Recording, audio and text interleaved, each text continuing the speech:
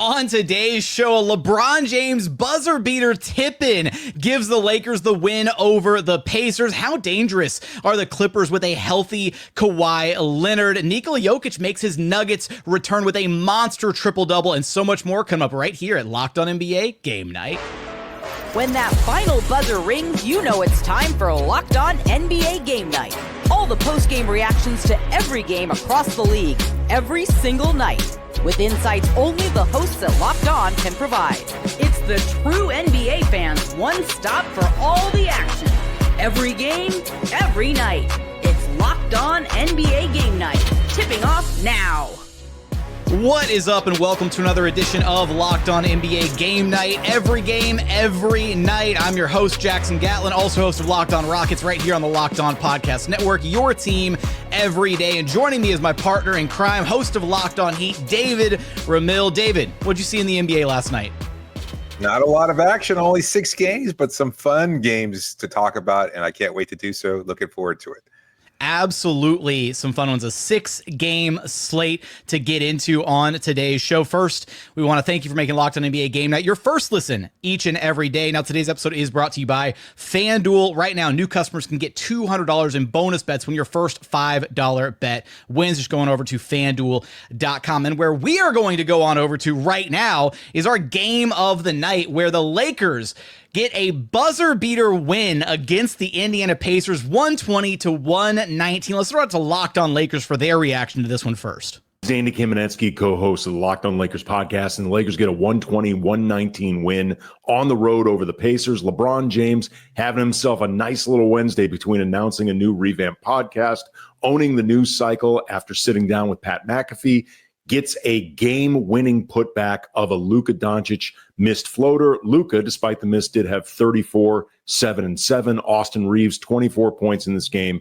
Rui Hachimura, 4 threes, including 2 big triples down the stretch.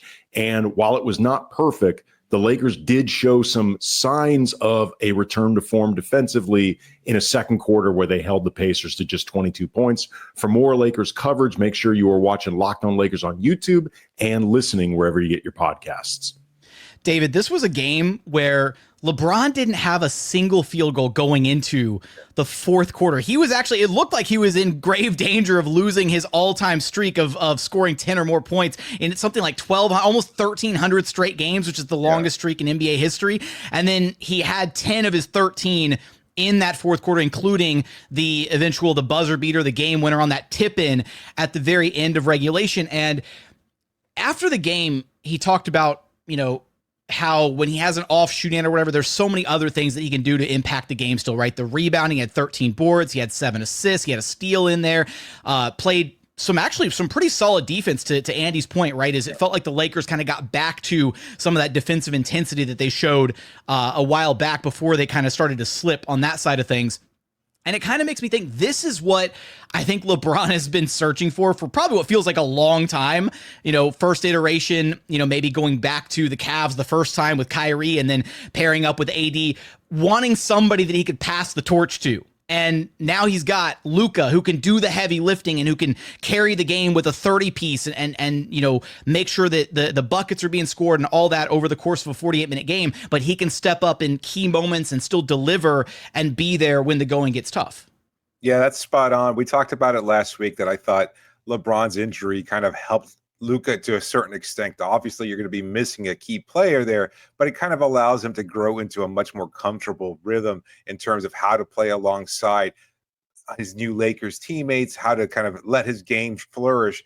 And we saw that tonight. Like, he was phenomenal in the first quarter and the first half in general. He was doing the heavy lifting, as you said, and LeBron was able to do those little things. And it's amazing that that's kind of what goes away, the ability to do those little things, because that's where the effort comes into play, I think, and where your body maybe is not as strong or quick as it once was, and to get to those kind of rebounds, to have that kind of sense of timing, the athleticism. He's still such a phenomenal player, and he's just impacting the game. But yeah, you can kind of let the scoring load be taken over to a certain degree by Doncic, and then do those little things. And then LeBron kind of flips the script in the fourth quarter and says, you know what? I could take it over from here. And he does just enough to get those 13 points, working for every one of them what a phenomenal game from him. Kind of quiet, but yeah, Rui Hachimura, I'm glad he pointed it out that he had a big game. Austin Reeves obviously stepping up too. So a lot of key contributions from the Lakers to help them secure a much needed victory.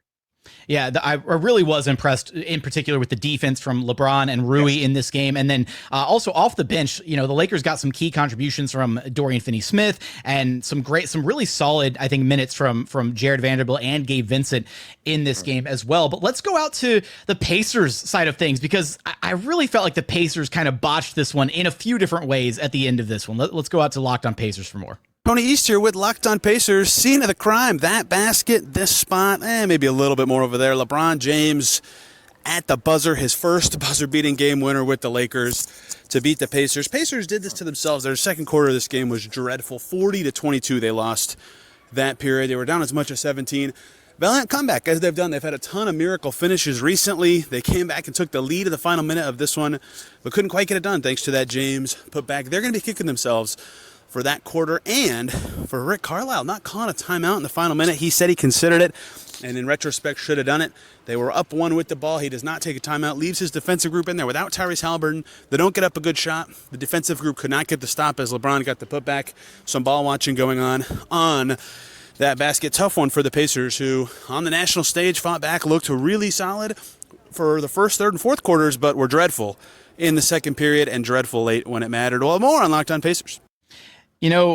To Tony's point there, David, he was actually the reporter who asked Carlisle about not calling a timeout, and Carlisle's justification was, I thought, a little, maybe he put the cart ahead of the horse a little bit, because he was like, well, I thought that, okay, if we got the stop there, then, if we scored, then the Lakers would just come right back at us, right? No, not call a timeout, just go straight into whatever they wanted to run for the final possession. And to Carlisle's credit, that's exactly what happened, only they didn't score is the problem, and Luka was able to just walk the ball up, and he got a really good look at the floater that he ultimately missed that turned into the tip-in shot for LeBron with, a tenth of a second, 0.2 of a second left on the clock, whatever it was.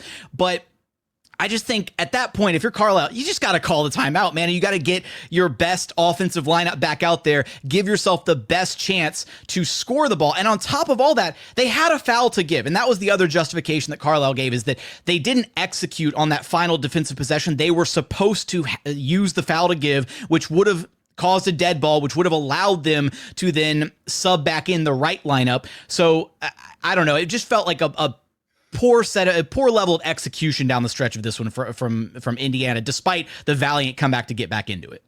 But that's on Carlisle. I mean, those are his mistakes that he has to carry. Obviously, the players on the floor should have known that, or maybe they could have played it a little differently. But I mean, those are the kinds of things that the coaching staff has to remind everybody of. And I don't know if he did or didn't. I mean, I didn't listen to the post-game press conference, but if they had the foul to give and didn't take that opportunity, that's on Carlisle. He should make his players much more aware of that situation. Should have made a substitution also. I believe Miles Turner wasn't even on that floor for that last possession there, and that's why LeBron James had such clear positioning for the easy tip in. So a lot of mistakes and miscues there from the coaching staff, but it was a good game from the Pacers. They came back. I think the Lakers were up by a sizable margin, and to their credit, they were able to come back, but just too little too late. And not enough, especially when you're giving up the kind of points that they did to LeBron during that fourth quarter surge. I was really impressed at various stretches with the Pacers defense, in particular late in that fourth quarter. There was a possession where Miles Turner got a huge block on Rui Hachimura right at the rim that looked like it was going to be an easy two. Pascal Siakam got a steal, and that was a pair of back-to-back possessions late there. And then Jarris Walker had a block on Dorian Finney-Smith right there at the rim. It was a great closeout by Andrew Nembhard to force DFS into the drive to get to the basket, and just some great defensive possessions down the stretch, and ultimately just a miscue by Rick Carlisle himself, and poor execution at the end prevents the Pacers from walking away with the dub in this one. But coming up, how dangerous are the Clippers with a healthy Kawhi Leonard? Turning back the clock, some vintage Kawhi against the Knicks, and Nikola Jokic making his return for the Nuggets with a monster triple-double. We're going to get there in just one moment. First, today's episode is brought to you by FanDuel. March Madness is here, and FanDuel is giving you the chance to get in on the action like never before. Right now, new customers can get $200 in bonus bets when your first $5 bet wins. That's $200 extra bucks to use on everything from buzzer beaters to Cinderella stories, even who's cutting down the nets. Look, I'm Houston born and bred. I went to the University of Houston. I'm pulling for the Cougs all tournament long. I know they're going to beat Purdue. Go if you're not a Cougs fan though, whoever you're pulling for, whoever your alma mater is, whoever your team is in the NCAA tournament, get in on the action over at FanDuel. The app is simple to use. When you win, you get paid instantly. There's no waiting around, and with tournament games happening almost every day, there's always something exciting to bet on. Visit FanDuel.com and get in on the college hoops action all tournament long. And continuing on here at Locked On NBA Game Night, where we thank you for making Game Night your first listen each and every day. For your next listen, go check out Locked On Heat with David, or come check me out over at Locked On Rockets, or go find one of the Locked On shows for one of the teams that we're talking about in today's show. The next team we're going to be talking about, the next game, we're going to be talking about the Clippers exploding in the second half to get a big win against the New York Knicks. Let's go out to Locked On Clippers for more. The LA Clippers got another win. Bounce back off that Oklahoma City loss against the New York Knicks tonight with 27 and 10 from Kawhi Leonard and 29 from James Harden, 16 of those coming in the third quarter. And what you're really starting to see right now is that the LA Clippers big four, so to speak, with Norman Powell, Ivica Zubac, James Harden, and Kawhi Leonard are finally starting to mesh together. They've had various guys out, especially Kawhi Leonard, throughout the course of the season, but it's starting to come together with 10 games left in the season, 10 after tonight. But a big win, 126-113, despite Jalen Brunson being out. It is not easy to go into the Garden and win against a good Knicks team. And it was the main takeaway is that Kawhi Leonard is Kawhi Leonard again. He was making OG Anunoby look like just another defender tonight with those mid-ranges he was pulling over him. This Kawhi Leonard is the All-NBA level, and we're getting him in March, late March, early April, maybe mid-April, I don't know. Tap into Locked On Clippers for even more. Look, David, in this game, first off, the Clippers went on an insane run at the end of the third quarter to take control of this game. They closed out the third on a 16-3 run, taking a 94-84 lead into the fourth quarter, and they didn't really relinquish it because at the top of the fourth quarter, so basically like James Harden did James Harden things in the third quarter, had 16 of his points in that frame, had 3 straight threes late in that third quarter to help balloon that lead out, and then you sub out James Harden, you bring back in Kawhi Leonard, and then it was vintage Kawhi at the top of the fourth quarter. Just completely took over the game. He had 10 quick points in about 3-ish minutes or so at the top of the quarter. And again, like Darian was saying, right, he was scoring against OG Anunoby, one of the best premier defenders in the NBA, and made him look pedestrian at times with how easily he was getting to his spots on the floor, how he was absorbing contact, drawing fouls, getting to the free throw line, all of it. That was a vintage Kawhi performance. And I think this Clippers team is really dangerous if they're getting this all-NBA version of Kawhi. Yeah, I want to believe, man. Like, you know, you've wanted to believe all season long. What is it going to take? They're one of the best defenses in the NBA. James Harden is their table setter. Kawhi's playing like an all-NBA Kawhi again. What's it going to take, man? It's all on Kawhi and his continued health. Like, that's the whole thing. It's like when we're getting this kind of performance, he's one of the best players on the planet. I remember talking about this in Locked On NBA last year. We were having a stretch of the season where he was putting up MVP type numbers, and he was one of the top 3, top 4 players in the league at that stretch. And then he breaks down. Why? Because, well, that's just been the unfortunate arc of his career right now. And so in order for the Clippers to kind of appear to be a legitimate contender at this stretch, it kind of just hinges on his continued health. And that's such a big question mark. So look, right now, all the pieces are clicking. It's great. He pointed out that big 4 combination there. They scored 93 of their 126 points. They were phenomenal. And Kawhi in particular was great, but they got big contributions from everybody up and down the board there. Like, they're a good team, great defense, as you pointed out, great coaching. They have all the pieces there.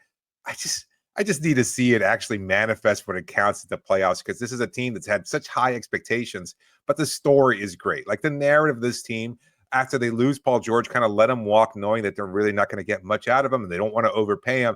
Everybody kind of writes this team off. Instead, what do? They become even better. They're a much more complete team now than they were with Paul George. And it's great to see. It's great for basketball. And it's great to see these kind of older players still step up and be able to carry the team in the way that they have. But it has to happen in the playoffs. That's it. That's what defines this team. And so until they do that, if they can do that, then I'll be a 100% believer.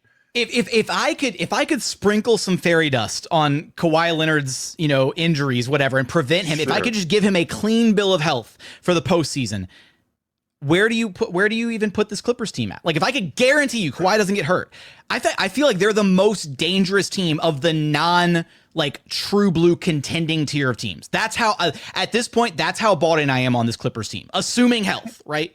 Maybe even on a par with the Nuggets in terms of the Western Conference. They're behind OKC. I'd still probably put them over your Rockets, unfortunate as that might seem. But I might have to do that too. Yeah, honestly, they're right there.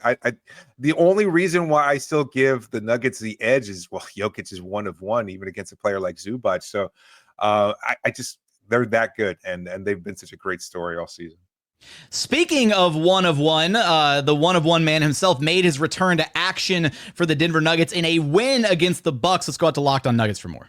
Well, that game went a little bit closer than expected. The Denver Nuggets get a 127 win over the Milwaukee Bucks. No Giannis, no Dame tonight for the Bucks. Dame obviously has a blood clot. Giannis out tonight as well. There's just a lot happening with the Milwaukee Bucks. Obviously hope they get healthy, but the Denver Nuggets, Jokic makes his return after 11 days of rest and has 39, 10 and 10 and a plus 14 on a 70 true shooting versus this Bucks team. Just a dominant performance from him. Michael Porter Jr. gives you 23 points, makes 6 threes after having one of his worst shooting slumps of his career for the past 15 or so games. And look, the Denver Nuggets, they get another win to hold on to that 3 seed. The Milwaukee Bucks, they're in a fight for the East. But look, the Nuggets get a win. They got to continue to take care of business as we roll through the rest of the season. Good win for the Nuggets. Although this was the moment you saw, okay, we knew about the Dame situation, the blood clot, obviously prayers up, hope he gets better. No Giannis in this game either. And you kind of just thought, okay, and the Nuggets are getting Jokic back, they should steamroll the Bucks, right? The Bucks were like surprisingly competitive in this game. It was actually a really kind of fun, hard-fought game. And if not for a few things that kind of broke the Nuggets' way versus the Bucks, I feel like the Bucks were pretty much in this game almost all the way up to the very end with a legitimate shot for an upset here against Denver. Yeah, no doubt. It was a really gutsy performance from them. They got 26 points from Brook Lopez. He was phenomenal, obviously stretching the floor, 2 of 5 from 3, 12 of 17 overall. And they got some nice contributions from a couple other players who stepped up without Giannis and Dame in the lineup. But you knew they were kind of really, not really able to contend. I mean, they were kind of playing with house money at that point. But we've seen this in the past. Like, this is what NBA teams do, especially teams that are as deep as Milwaukee are, where, even though they're down a couple players, it gives other opportunities to some role players to step up, and they certainly did. So it was a hell of a performance from them, ultimately coming short, especially when you have Jokic playing as well as he did. And man, Jokic had what has to be easily one of the contenders for pass of the year in this game. The over-the-shoulder, no-look, like snap pass to Aaron Gordon cutting the baseline. It seems like, every other week Jokic does something that is just magical, unbelievable with the basketball. You think, how does he keep doing it? How does he keep, and yet here we are again, and he continues to find different ways to impress. He goes at his own pace. He doesn't let anybody speed him up. He does pretty much whatever he wants to do on the floor. And if that's taking over the game and scoring and dropping 39 the way he needs to, or if that's, collapsing the defense and kicking it out to shooters, even if they're, reluctant shooters, as sometimes they are on the Nuggets roster. I will say, I do want to give a shout out to Peyton Watson, whose defense I thought was really great in this game. He had so many just possessions where he completely clamped down different, offensive players for the Bucks. He walked away with 3 blocks in this one. Yeah. And he was so active on defense that he was literally he was kind of gassed at the end where there was a point where he knocked a ball, he got a deflection or something. I think it was on AJ Green. And he could have, if this was the second or third quarter, he might have had the juice to go run it down and get it and go the other way for 2. He was so flat out exhausted that he just couldn't even chase down the loose ball and just had to reluctantly let AJ Green go and collect it. So really strong defensive performance from him in this one. But coming up, could we see the Wizards' big man Alex Sarr make a push for Rookie of the Year? And are the Celtics peaking at the right time? We're going to get there in just one moment.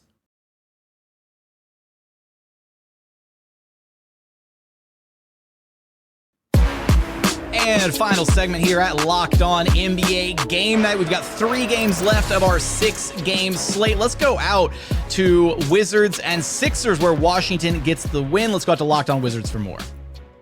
The Wizards earned their 16th win of the season, defeating the Philadelphia 76ers 119-114 in Philadelphia. But how did the Wizards win this game? Well, simple. 3 main factors. Well, shooting high percentage shots. They shot 50% from the field and 40% from 3. But what else? They won the rebound battle, 59-55, including 13 offensive rebounds. But what was another factor why the Wizards won this game? Well, team basketball, ball movement. They had 30 assists tonight. But overall, what is the key factor tonight? 16 victories in the season. And most people will say, well, why are you happy about that? Well, they won 15 last year. So looking at it, the fact that we're in year 2 of a rebuild, that is progress. And they could probably grab a couple more wins. And like I said, even though you're in a rebuild, you want to see progression from year in, year out. And they definitely have a better record than last year. That's progress. Hail to the Wizards and peace. Honestly, the Wizards are kind of in that sweet spot where they can get a couple more wins here or there, and they'll still be right there neck and neck with the Utah Jazz and still ahead of the Charlotte Hornets for kind of those best lottery odds. So not the end of the world for Washington to try and pick up some more motivational wins for these young guys down the stretch of the season. But I want to talk about Alex Sarr, who in this game finished with 24 points on 10 of 17 shooting, 4 of 7 from downtown, had 7 rebounds, couple assists, had a steal, couple blocks, was a +8 in his 31 minutes. And look, Sarr, the shot, the efficiency wasn't quite there earlier this season. I think through the first half of the season, he was shooting barely over 30% from 3. Over his last 15 games, he's hovering around 36% now. So the shot has materialized, and him being that stretch 5 component is what made him so attractive, kind of that unicorn big when he was drafted. Right now, the NBA has him on their rookie of the year ladder in 3rd place behind Steph Castle, number 1, and Zachary Reese-Shea, number 2. Could Alex Sarr make a push for rookie of the year, David? I don't think so. I think it's a little too late, and it shouldn't really matter. It's a nice award. It's everything else, but it would be something for Wizards fans to kind of hang their hat on and get some kind of, I don't know, not necessarily justification, but to feel good about the progress that they're making, as he alluded to. And at the same time, I feel like no one's really going to care too much about the last few games against for a rebuilding team like the Wizards. And even if he has to have some monster performances just to even edge it out. But I think the body of work over the first 72-ish games of the season certainly favor those 2 players over Sarr, who was great tonight. We shouldn't take anything away from him just because he's not necessarily in the running for rookie of the year yet. I just don't think it's going to happen, but I think he's also been great and showed some real promise. He's a nice player, but I don't know if we're doing shoot, drive, or pass in this segment. But I will say I do have a question. We can. We usually save that for when we have a ton of games at the end of the show. But we can do shoot, drive, or pass. Hit me. What you got? But I've got a question here. Looking at the Sixers and their situation and everything they've gone through this year, knowing that they have an MVP in Embiid, a great up-and-coming player in Maxey, and Paul George, who knows where he's going to be for the rest of his career, or looking at the Wizards situation, whose future are you more optimistic about? Oh, man. That is really a tough question to answer because the Sixers kind of feel like they're doomed, tying their future to players like Embiid and George, who are so injury plagued, and at the same time, clearly they're better. I mean, they have more talent, and yet their expectations. I predicted them to be a title winner, or at least a contender at the start of the season. That seems ludicrous now, considering how the season has played out. But given the expectations being so low for the Wizards, it's a really tough question to answer. I think you're absolutely right. It is one. I think that I would probably still lean Philadelphia, even though they've got the dark cloud of the Paul George contract hanging over them, and they're going to have to figure that out. And whatever ultimately happens with Embiid, is he ever going to be healthy again? He's still an MVP caliber talent when healthy. And I think you could probably still realistically get some team out there to bite on a trade package for Embiid, even if you have your doubts about his health moving forward. And so I think they could. And they've still got Maxey, they've still got Jared McCain, right? So they've got young, exciting pieces, and I think that if if push came to shove, and they're bottoming out this year, right? So they're trying to retain access to their own pick this season so that it doesn't convey to the Thunder. So that's a big element too. It's like, could you ask me this question again on like lottery night when we find out whose picks stay where? Because like if the Wizards walk away with Cooper Flag, then I'll be like, oh, I'll take Washington all day. If the 76ers lose their pick to OKC, then that's, that's just, I don't know. It's brutal. That's a tough question. We want to know, if you're watching this on YouTube, tell us in the comments, whose future would you pick between Philadelphia and Washington as it stands right now with these teams currently where they're both at? I think that's a very interesting question. Let's go out to our next game. Another battle of some Tankathon teams here. The Toronto Raptors getting a blowout win against the Brooklyn Nets. Let's go out to Locked On Raptors. Out-tanking the Nets, not so easy as it turns out. Sean Woodley here, quick thoughts on the Toronto Raptors 116-88 win over the Brooklyn Nets in a game that both teams certainly wanted to lose coming in. The Raptors did not play Emmanuel Quickley. Jakob Poeltl, Brandon Ingram is still nursing his injury, which will probably continue for the rest of the season. And yet still, up against the Brooklyn Nets, Scotty Barnes, RJ Barrett, and a bunch of dudes was enough to pull out a blowout victory. And this is just life for the Raptors right now. They play an extremely easy schedule down the stretch. And with this win, they're pretty much locked in, it seems, to the 7th spot in the draft lottery. They're 3 games now up in the win column on the Nets, who are 6th in the lottery right now. And they are about 5 games clear of the teams in 8th and 9th. So, barring some kind of crazy run one way or another, it feels like 7th is where it'll be for Toronto. And that's fine. It's not amazing, but it's totally reasonable. And in a flattened lottery world, there's totally a chance you move up. The Raptors moved up from 7th to get Scotty Barnes at number 4 back in 2021. It's not so crazy in this flattened lotto world. Get used to it, Raptors fans. You're picking 7th, or at least you'll be in 7th come lottery night, and hope that you move up. What if that was just the motto of Toronto Raptors basketball? It's fine. Get used to it. It's fine. Like, I mean, and to Sean's point, right? The Raptors are basically sandwiched. They're not going to move up and they're not going to move down. The Nets still have a little bit of wiggle room. The Nets could, if things break their way, they could potentially out-tank the 76ers and, overtake them for the 5th best lottery odds at the end of the day. But again, the 76ers are doing some very egregious tanking right now, whereas Brooklyn is still playing some guys that have the chance to maybe go off and win you a game on any given night, unfortunately. So I know, David, a moment ago, you asked about shoot, drive, or pass. You want shoot, drive, pass? You want to play, or do you want to do the 4th option and tank? I want your take on this because obviously covering the Rockets, you have a lot more experience with tanking teams. Like how important is every game now? Like, are you watching the win-loss records because you just want to find out how your team is going to position themselves, or whether or not is every game still important at this stretch of the season, knowing that you really don't care about the wins or any kind of real progress? It's more about how you look at the draft and where your odds are positioning themselves. What's really tough when you're a fan of a tanking team or when you're covering a tanking team, right, is the games matter because they matter on an individual basis. You have to get really granular and you have to look at the individual performances and really dial in and say, okay, well, this guy improved in these couple areas of his game, or we saw some growth from this player and what they were struggling with, or we saw this, 2-man lineup looked really, really good in this stretch of a game. The perfect outcome for every tanking team for the final 20 some odd games of the season is to play a really, really competitive game of high level basketball for say 45 or so minutes and then still lose at the end. That's like years ago when the Rockets were still tanking and they had their 3 or 4 tanking seasons in a row. That was my hope going into every single game, although that started at game 15 of those seasons, not at the tail end. So, I mean, I think that's kind of where these two organizations are kind of sitting at, right?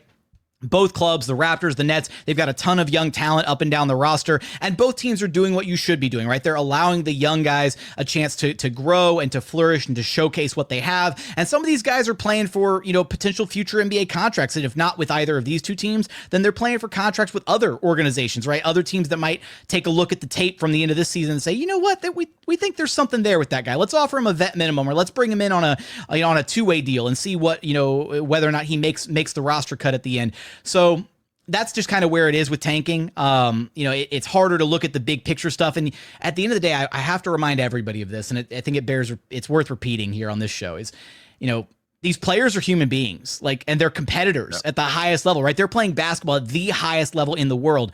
These players don't want to lose. They don't. Now, some players might understand the logic behind, okay, we want to lose games, we want to be bad, we want a top lottery pick so that we can try and be good next season or in the future down the line. We're trying to build something long term. But I really doubt that there's nobody who's going out there on any of these rosters, the Nets, the Raptors, whatever, thinking, I'm going to go out there and purposely miss threes, or I'm going to go out there and turn the ball over a bunch so that we can lose a game. That's how front offices and ownership groups and whatever, they think about that, because they're thinking big picture. The players are thinking short term, right? How do I look good? How do I win this game right now? And I think that's just an important thing to note for any fans who are out there frustrated, any Raptors fans who are upset that they're still winning games, or anybody else who's mad that their team isn't tanking good enough, I guess, at the end of the schedule. With that, we should still do it. Can we still do a Tankathon spin? Is that cool, David? Yes, please. Okay, all right. Well, again, so the Nets have the 6th best odds. The Raptors have the 7th best odds. Philadelphia, who we talked about a moment ago, has the 5th best odds. So let's see where everybody lands. Sim lottery and oh God, San Antonio jumps up 8 spots and wins the Cooper Flag sweepstakes. But you'll love this, David. Miami also jumps up and wins the 2nd overall pick. So there you go. Congratulations. Nice. Phenomenal. And then Toronto locks in number 3. Charlotte falls down to 4. Utah down to 5. Washington all the way down to 6th. New Orleans at 7. And then Philadelphia's pick falls down to 8th, which then conveys to the OKC Thunder, and Brooklyn is all the way down at 9. That's about probably the worst outcome for all of those tanking teams that could have potentially. Please, all of the fan bases that we just did this to, do not hate me, okay? Consider this a counter jinx ahead of draft lottery night for your respective organizations. But with that, let's get to our final game of the night. The Boston Celtics laid a whooping on the Phoenix Suns. Let's go out to Locked On Celtics for more. Boston Celtics completely dominate the Phoenix Suns for their 7th win in a row. They now have a 12-1 march going. They're 15-3 since the All-Star break, 19-4 in February and March. That's called peaking at the right time. Jaylen Brown, who looked bad against Sacramento, his knee looked like it was still bothering him after 2 games off with the bone bruise. He looked great. So questions about his knee have basically been answered here with the 24-point night. Kristaps Porzingis looked great, taking advantage of a very bad Phoenix Suns defense, getting switches onto guards, and just doing whatever you wanted. 30 points. He shot 4 of 5 from 3, so his touch is back. Al Horford looked great. 16 points, 10 rebounds, 5 assists for him. They didn't have Jason Tatum in this game, who missed the game because of an ankle sprain. The good news is he gave it a go in warmups. So it looks like he will be back very soon. So nothing but good news for the Boston Celtics. Nothing but good news for the Celtics. David, shoot, drive, pass. What you got for me on this last one? Yeah, I guess I'll shoot on this. We answered this question a couple of weeks ago after a similar game, the live and die by the 3 premise that I think a lot of people were concerned about with the Boston Celtics. And tonight was the game where it kind of showed why I'm not overly concerned about it and why I think their strategy still works. Like, they were phenomenal. They put up 52 3-pointers and hit over 42% on those attempts. They were great. They were also 20 of 22 from the line. So clearly they're getting it done in every aspect. And maybe it's just a poor Phoenix team, so you can't really hold that, although this Phoenix Suns team had won 4 in a row prior to tonight's game. But you look at the strategy, you look at the approach, and it just works when you have so many great shooters. Now, you have to have everybody healthy, but on a night when you're missing your superstar in Tatum and you're still this good and this dominant, it kind of shows that the approach works, and that's why I'm not concerned about it, and I don't think Celtics fans should be either. And to John's point, they're peaking at the right time. That's what contending teams do. They try to get better over the course of the season. When they have rough spots in the regular season, nobody cares that they lost a winnable game in February or January. That doesn't matter. You want to get better in late March, April, and certainly in the playoffs. They're still a contending team. And they're probably the most dangerous team in the Eastern Conference, despite Cleveland's incredibly successful season. That's going to do it for our edition of Locked On NBA Game Night. Thanks so much for being here with us on Locked On NBA Game Night. For your next listen, go find the Locked On Show for your favorite team. Until then, we will catch you guys on our very next game night.